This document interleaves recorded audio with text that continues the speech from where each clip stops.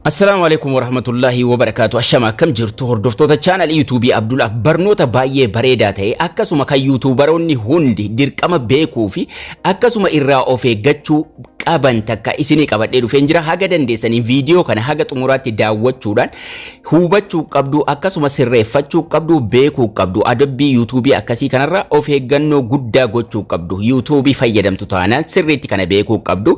YouTube YPP maalinni YPP jedhee adabe waan jedhu namni takka na gaafatee jira. Akkasuma osoo jarri namatti hin himin adabbii akkasii kana namarra kaahuu maal jechuudha waan jedhu ifa nuu godhi warningiin adabbii namatti ni fidaa waan jedhu dabalate gaaffii takka na gaafatee jira. YPP jechuudhumti maal jechuudha isa jedhu irraa eegalla. Dirqama viidiyoon kun hunda keessan isin barbaachisa. Kanaafu YouTube maaliif yeroo tokko tokko adabbii osoo warningii hin qabaatin osoo copyright hin qabaatin adabbii callisee namatti fiduu danda'a. YPP jedhee namatti fida. YPP kun maalinni isa jedhuun dabalate walitti qabnee ilaallaa jechuudha. Kanaafu adabbiilee adda addaa jiru. Adabbii kana keessa ka osoo isin hin beekin osoo waa balleessuu keessan hin beekin osoo waan bade hin beekin adabbiin isinitti dhufuu danda'a jechuudha. Kana jechuun chaanaaliin keessan maallaqa hisaabaa jiru maallaqni isinirraa ka'u akkasuma warri monetizii ta'uu barbaadanis monetizationiin sunis isinirraa ka'uu danda'a jechuudha. Kanaafuu YouTube partner programii irraa kana YPP jechuun maal jechuudha isa jedhurraa.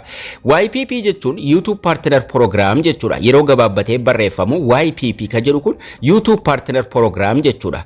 YouTube partner program jechuun afaan biraatiin YouTube partner programii ta'uuf hundi keessan dalaydu yeroo sa'a guuttattanii subscribe guuttattanii akkasuma waan mara guuttanii YouTube monetization ergattan YouTube partner programii itti seenuuf yookaan gara kaffaltiitti seenuuf monetization formii isaa guunnaa jechuudha. Jarri immoo sana ilaaluudhaan YouTube partner programii simatamuu keenyaaf dhiisuu keenya nuuf himu jechuudha. Kana kara lamaan nuuf himu YouTube partner programii yookaan immoo YPP isin hin simannee nuun jedha yookaan immoo gara sanatti hin simatamne hin makamne jechuudha monetizing taane jechuudhaaf.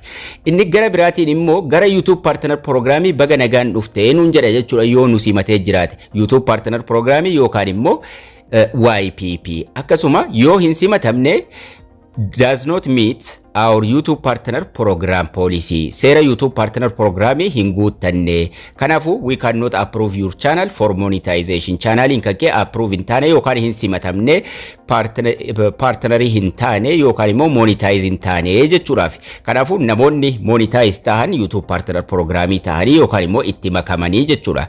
Warri hin taane immoo warri adabaman adabbiin irra jiru YouTube partner programii keessaa bahanii yookaan immoo hin adabamanii jechuudha. Akkasuma yero simatamnus congratulations you've been approved to join the YouTube partner program. YouTube partner program yookaan immoo YPP ti simatamtee nuun jedhee congratulations nuun jedhaa jechuudha yoo simatamne. Yoo keessaa baane immoo YouTube partner program seera isaa ulaagaa isaa hin guuttanne seera YouTube hin guuttanne kanaafu monetization itti hin makamne jechuudhaafi. So YouTube partner program jechuun gabaabbatee yeroo barreeffamu YPP dha. Wanni YouTube nama adabuuf maali? Akkasuma wanni subscribe monetization namarraa kaasu maali? Akkasuma warri yeroo monetization ergattan ka YouTube partner programii akka nu hin makamne kan nu godhu maali? Isa jedhu gabaabseen daqiiqaa xiqqoo keessatti isinitti agarsiisuuf yaalaa jechuudha. Adabbiilee jiran keessaa copyright claim, copyright strike, community guidelines. Copyright claim yoo dhibbayyuu qabaattan chaanaalii keessan irratti dhiibbaa fiduu hin danda'u, waliin monetization ta'uu dandeessu. Akkasuma video tokko yoo ka'ee copyright claim qabaate murtanii keessaa baasuu dandeessu, sagalee gidduudha balleessuu dandeessu, akka feetanitti sirreessuu dandeessu. Garuu copyright claim wajjin monetization ta'uu dandeessu sanaaf isin adabuu hin danda'u. Video tokko qofa irratti miidhaa fidaa jechuudha. Kana jechuun video sanarraa qofa maallaqa argachuu hin dandeenyu. Chaanaalii keenya irratti dhiibbaa inni fidu tokko hin jiru jechuudha. Itti aanee copyright strike jira. Copyright strike kun dhiibbaa chaanaalii keenya irratti fida. Dhiibbaa inni chaanaalii keenya irratti fidu yeroo tokko video nama guutuu fudhattanii maxxanfattanii video abbaan sun strike isinitti ergee videoon sun take down yoo godhame YouTubein isinirraa balleessa video san irraa remove godhaa jechuudha. Tokko lama sadii jedhee lakkaa. Bultii 90 keessatti yoo yeroo sadii isinitti dhufe YouTubein keessan guutummaan guutuutti ni cufamaa jechuudha. Kanaafuu YouTube san deebitanii fayyadamuu hin dandeessan yoo abbaa sanaan dubbattanii isinirraa kaaseen ala tokko isinitti dhufnaan torban takkaaf waa post gochuu dandeessanii lama isinitti dhufnaan 10 takkaaf sadii isinitti dhufnaan bultii 90 keessatti chaanaaliin keessan ni cufamaa jechuudha. Sanaan ala chaanaaliin keessan monetize ta'uu danda'a. Rakkinni inni qabu tokko hin jiru gara monetizationiitiin garuu chaanaalii keessan irratti dhiibbaa fida waan ta'eef viidiyoo namaa maxxansuurraa immoo of eeggachuu qabdu jechuudha. Yeroo tokko, yeroo lama, yeroo sadii bultii 90 keessatti isinitti dhufnaan kunillee sirreeffamuu ni danda'ama. Akkamitti akka sirreeffamu viidiyoo isaa duraan dalageen jira san xumura irratti isinitti agarsiisaa jechuudha.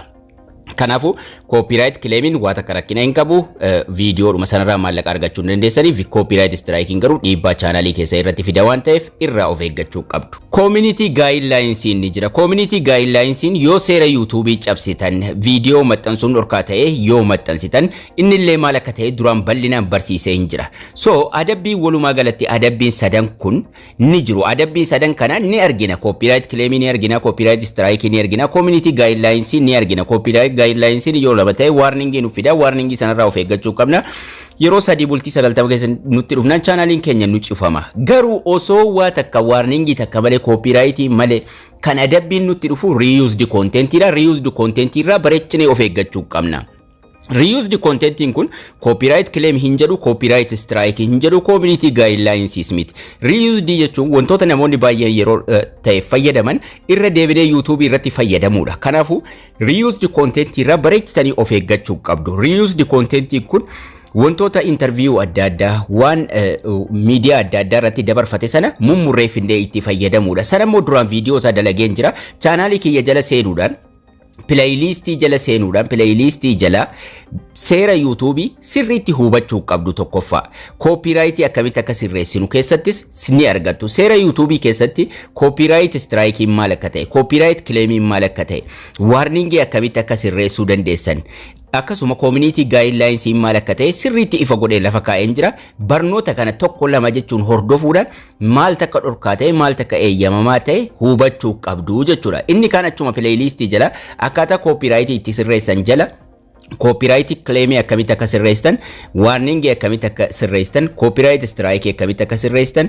So wanti martinuu copyright schooling gaaffii isaa deebiin isaa martinuu as jala jira jechuudha. Kana daawwachuudhaan salphaatti YouTube keessan copyright irraa reused irraa waan mararraa of eeggachuu qabdu jechuudha. Akkaataa adabbii reused itti sirreessan ka jedhus achuma jala argattu. Kana daawwachuudhaan YouTube keessa yeroodhaan sirreeffadha. Adabbii kanarraas sirriitti of eeggannoo guddaa gochuu qabdu jechuudha. Keessattuu reused content kana bareechitanii hubachuu qabdu. Viidiyoo isaas bal'inaa isinii qabadhee dhufa. Haga dalagamee jiru moo seera YouTube kana bal'inaan sirriitti hordofuudhaan beekuu qabdu. Sanaan ala chaanaaliin keessan guyyaa tokko monetizationiin irraa ni kaa'isiniin jecha barnoonni keenyas kana fakkaata. Haga barnoota itti aanu walitti deebinutti turtii gaarii.